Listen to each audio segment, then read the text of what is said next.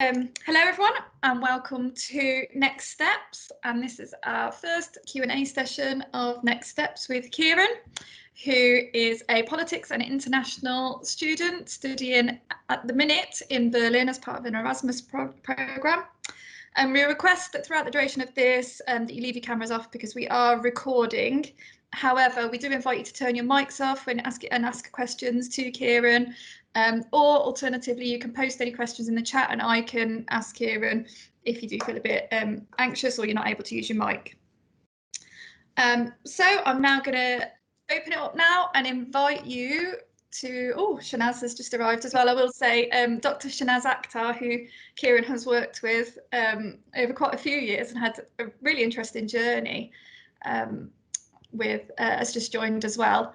So I'm now going to open it up. So Kieran, go ahead. Has anyone got any questions they would like to put to Kieran about his experience?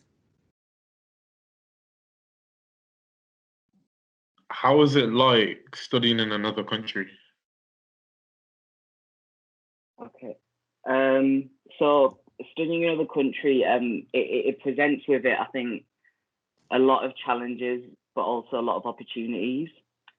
So I think the main things coming to Germany and being in Berlin was, first of all, getting to kind of grips with the language.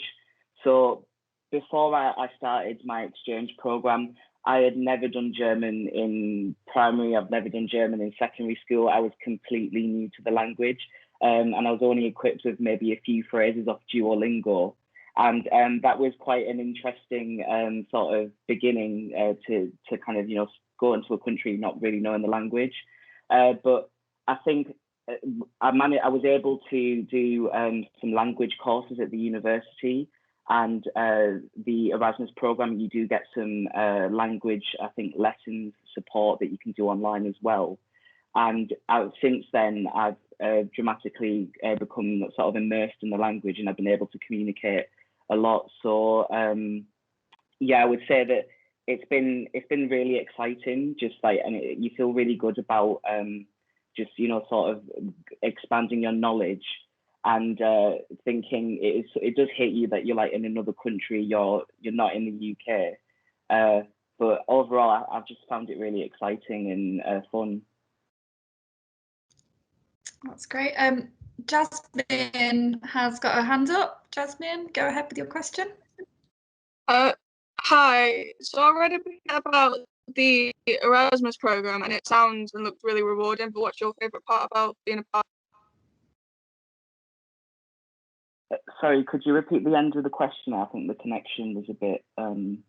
Sorry. What's your favourite part about being a part of the Erasmus project?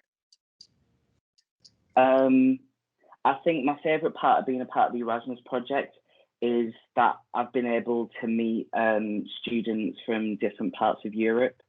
So whilst when I first came over, where I was living, there's a lot of us, in the flats, and there was people. I've made friends from Belgium, friends from France, Spain, the Netherlands, and there's like other countries, like, well, Germany as well, of course. But yeah, I think it's just getting to, meet loads of new people from, different cultural backgrounds, and being able to just talk about, what we might have in common, what we find interesting.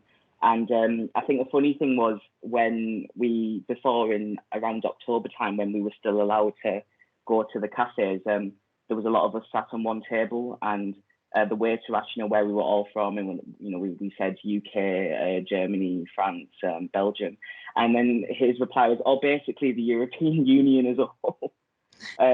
Maybe UK is not there now, but pretty much we had the whole EU sat at the table. It could have been the Commission for all they knew. Oh, that sounds really good. It sounds like just that experience alone really enhances your learning as an international student. Mm-hmm. So Jamie has asked a question. What is Erasmus? Mm-hmm. So Erasmus is it's a scheme run by the European Commission, and it's done in conjunction with UK universities.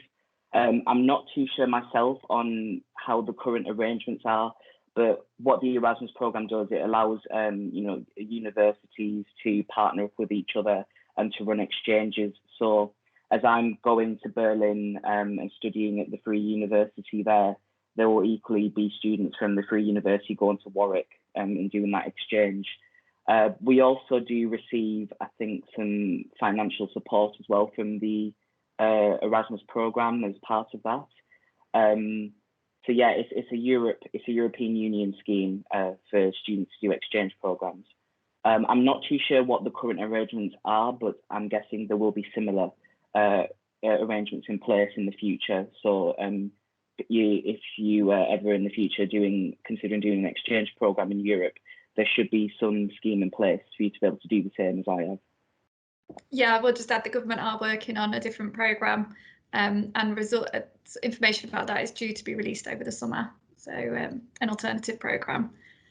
Brilliant, thank you. Any more questions? Oh, Jasmine has asked, I've always wondered, do politics students always get into a lot of heated debates during class? That's a good one. It depends really, I think, on who's in your seminar, because there's always, everyone has different perspectives. I think throughout my time, I haven't really had much kind of heated argument within a seminar. I've heard it to happen.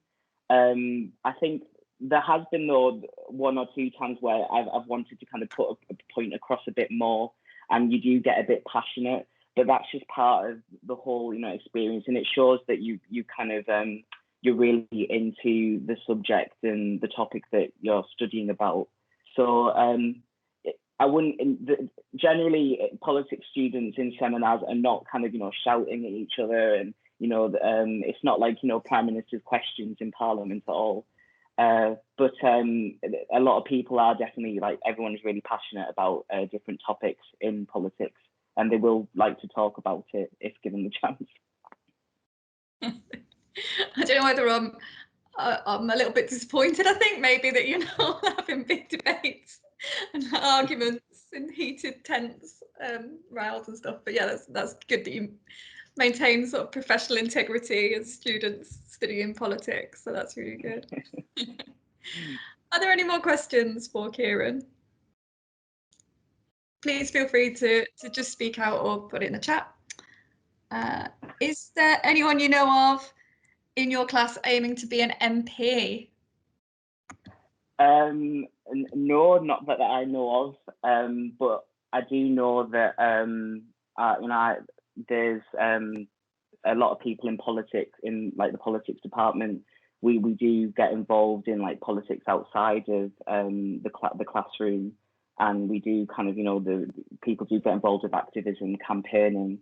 I know that a friend of mine, her boyfriend did stand to be, I think, an MP in the last election in one constituency. Unfortunately, he didn't get elected, but definitely people do get involved in politics outside. But in terms of like people in like my seminars, I don't know anyone who is aiming to be an MP. Okay. And if it's okay, if you don't mind sharing with the group, what is your progression plans after this? What do you plan to do next once you've finished your degree?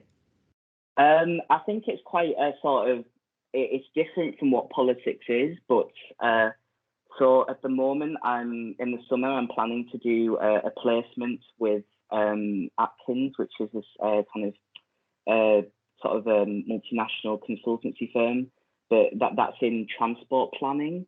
So in the future, I would hopefully like to go perhaps into sort of transport planning, transport strategy in the rail sector. I think that's what I've really sort of become sort of interested in through my studies, examining sort of how railways operates as a sort of economic good.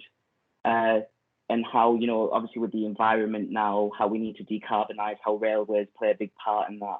So definitely, I think the rail sector is the area that I'm considering post-degree.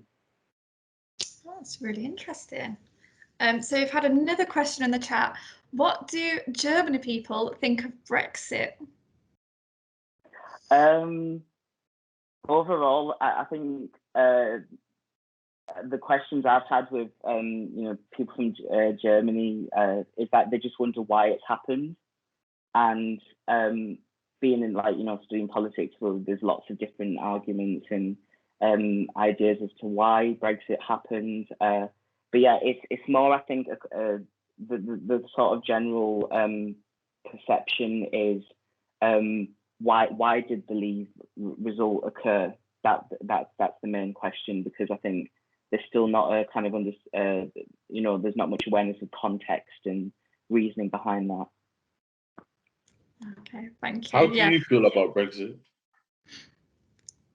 I honestly, I don't like this. I think it's not such a great thing. But I think also, like, you know, in terms of the European sort of what do you call it? Yeah, the Erasmus scheme, that was my kind of concerns over it at you know, at the time, and going through that, I know that there's been concerns with, you know, students over you know, with how Erasmus would function afterwards. But yeah, interestingly, I do a lot of topics related to the European Union. So when I've been learning more about how the European Union functions and the ideas and all the different sort of areas of that, that's brought with it, I think, a lot of sort of realization that you know, that we don't have as much awareness, I guess, of the EU and how the structures are within it. Yeah. So do you think that, like, being in a different country is, like, it shaped your view of, like, politics in general? Like, you wouldn't have came to the same realization as you would if you had stayed in the UK? I think it definitely does, like, broaden your horizons and, like, your perceptions, because you get to see, so in terms of, like, European Union politics, the way we view the European Union and how we approach policy issues and political issues, it will be very different from, say, how in Germany the European Union and the politics is viewed there. But that's got a lot to do with sort of history, as we've learned, to do with sort of how countries have sort of approached and considered European integration. So the reason, in a way, we have a different view to the EU to, say, Germany is because we joined the EU later on, and there was a different, you know, experience with after the Second World War. So that's kind of part of the reason. Brilliant, thank you. We've had another question in the chat. So what advice do you have for students who are thinking about studying a year abroad? My advice would be, firstly, sort of do your research. There are different options you can do for a year abroad. So in the past, in the politics department, there's been Germany, France, Canada, Australia, Singapore, just to name a few. But if you do some research about the partner institutions, so the university over there, what modules, courses that they offer, you can see if there's courses there that you think you'd be interested in studying whilst you're over there. Also, extracurricular activities, if there's anything there you'd like to do, and generally, what would you like to do in the country? Is there any cultural landmarks you'd like to visit? Because when you're applying, you have to write a motivational statement, and that's to assess that, you know, you've considered, like, thoroughly why you would like to do an exchange abroad and what you think you would gain from it. So doing your research and just finding what you think you'd be interested in, I think, is a good starting point for applying for a year abroad. Brilliant. So, and on that note, we're going to end this live Q&A. Thank you very much, Kieran, and thank you to everyone who attended and asked questions. If there was a question you really wanted to put towards Kieran and you haven't had time to, please email it to info@thinkhigher.co.uk and I will forward it on to Kieran and get a reply for you. In the meantime, thank you so much, Kieran. I really appreciate that. Our next talk as part of Next Steps is at 4:30 and that is with an apprentice, a former apprentice who's going to talk about their experience doing an apprenticeship. So in the meantime, thank you very much. Thanks everyone for the questions. Thanks.